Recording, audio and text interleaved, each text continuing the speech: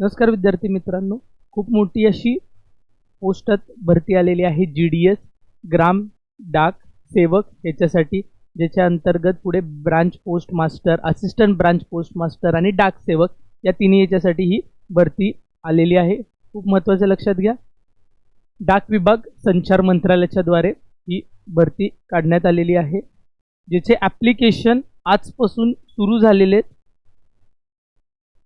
त्याचे ॲप्लिकेशन आजपासून सुरू झालेले आहेत 14 तारखेपर्यंत.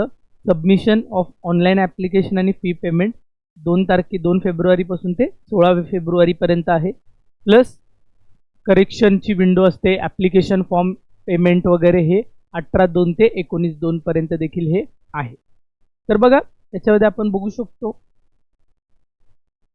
की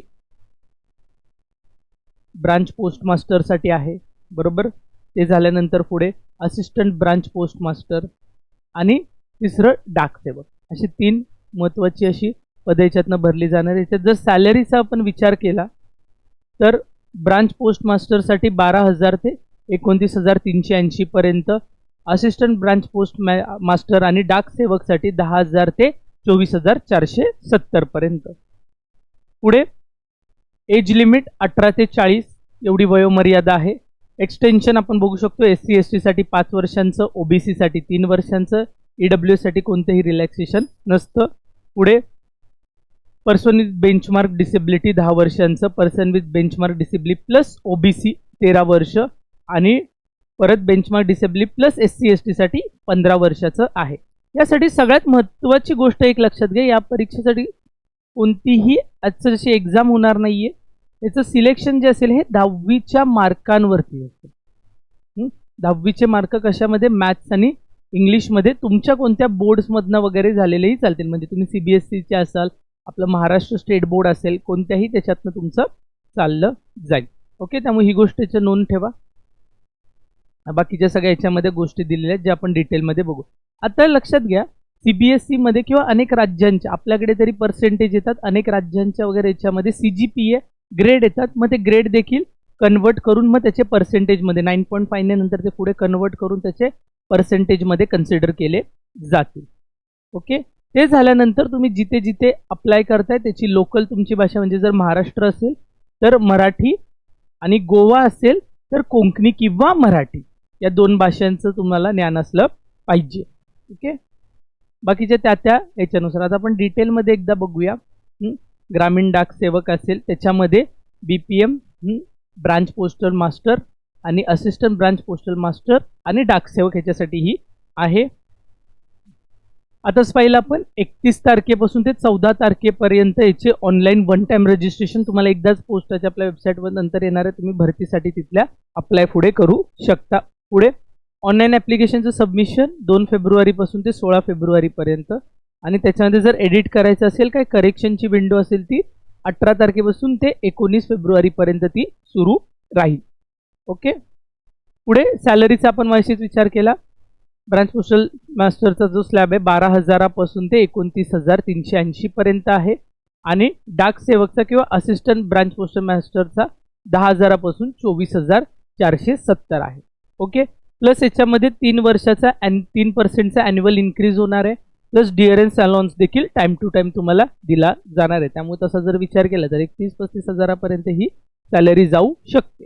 पण सगळ्यात महत्त्वाचं लक्षात घ्या, 28,000 पेक्षा जास्त पदं आहेत, त्यामुळे हे खूप महत्त्वाचं राहील.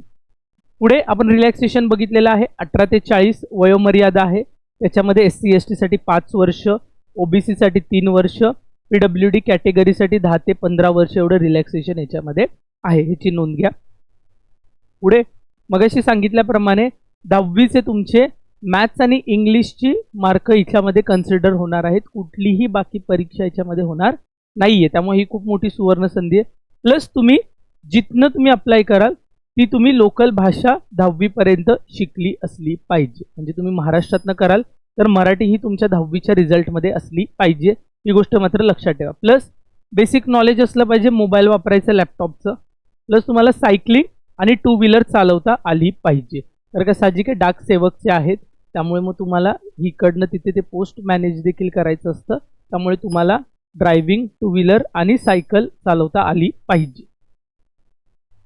पुढे मगाशी म्हटल्याप्रमाणे ज्या ठिकाणी CGP आहे, म्हणजे जर आपण CBSE बोर्डाचं वगैरे पाहिलं तर तिथे CGPA वगैरे असतो, तर त्या CGPAला मार्क्समध्ये कन्वर्ट करायला पुढे हा 9.5 ने मल्टिप्लाय करून ते तसं कन्सिडर केलं जाईल. फॉर्म भरताना मात्र या गोष्टीचं लक्षात घ्या. आता लक्षात घ्या याच्यामध्ये प्रायोरिटी कधी दिली जाईल. समजा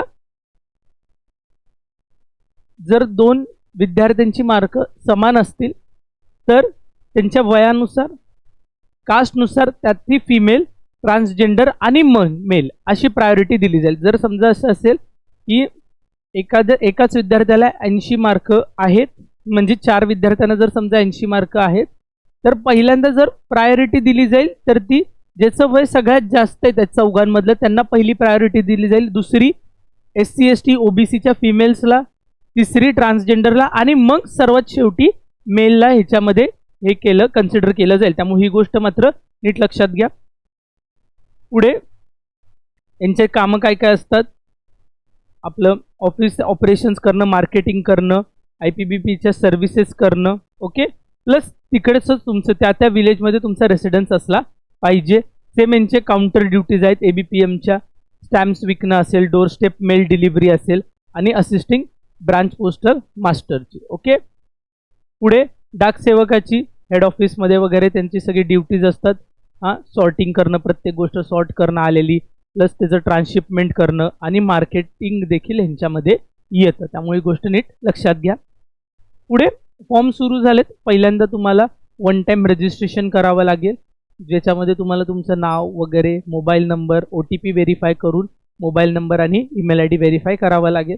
प्लस तुमचं फोटो अपलोड वगैरे, आणि तुम्ही कुठल्या डिव्हिजनसाठी आणि तुमचं प्रेफरन्स त्याच्यामध्ये द्यायचं, म्हणजे तुम्ही महाराष्ट्रासाठी करताय किंवा दुसऱ्या कुठल्याही राज्यासाठी करताय त्याचा तुम्हाला प्रेफरन्स द्यावा लागेल. फॉर्म फी 100 रुपयेच आहे. त्याच्यात देखील SC ST PWD आणि फिमेल्सला काहीही पैसे नाही आहेत, ओके. आता आपण पाहिलेले एकदम बेसिक यांचे रोल काय असतात. ब्रांच पोस्ट मास्टरचे डिपार्टमेंट त्या रुरल इंडियामध्ये त्यांचं तेच प्रतिनिधित्व करतात. पुढे डे टू डे ऑपरेशन असतील ब्रांच ऑफिसमधले, BO मधले, किंवा पोस्ट पेमेंट्स बँक असतील ते सांभाळणं असेल, इंडियन पोस्ट पेमेंट बँक ज्याला आपण IPPB देखील म्हणतो. पुढे selected BPMs must provide suitable accommodation for running the post office at their own cost before engagement, ही देखील गोष्ट लक्षात ठेवा. पुढे field operation assistant branch post मास्टरची फील्ड ड्युटी देखील येते, डाकसेवकला तर येतेच येते. त्यामुळे या गोष्टीही याच्यामध्ये लक्षात घ्या. म्हणून तिकडे तुम्हाला सायकल आणि बाईक येणं हे गरजेचं आहे आणि बेसिक तुमचा लॅपटॉप किंवा मोबाईल चालवण्याचे देखील बेसिक नॉलेज असलं पाहिजे. पुढे शॉर्टलिस्ट केले जातील, मेरिट लिस्ट डिक्लेअर केली जाईल, त्याच्यानंतर व्हेरिफिकेशन होईल, मग 3 दिवसांचं बेसिक ट्रेनिंग होईल आणि मग तुमची जॉईनिंग होईल. कशामध्ये indiapost.gov.in GDs ऑनलाईन एंगेजमेंटमध्ये तुम्ही याचे फॉर्म भरायचे आहेत. त्यामुळे या सुवर्ण संधीची तुम्ही सर्वांनी लाभ घ्या. काहीही अडचण आली तर कमेंट बॉक्समध्ये तुम्ही याच्याबद्दल डाऊट विचारू शकता आणि ओमकार करियर अकॅडमीच्या चॅनलला सबस्क्राईब करा. धन्यवाद.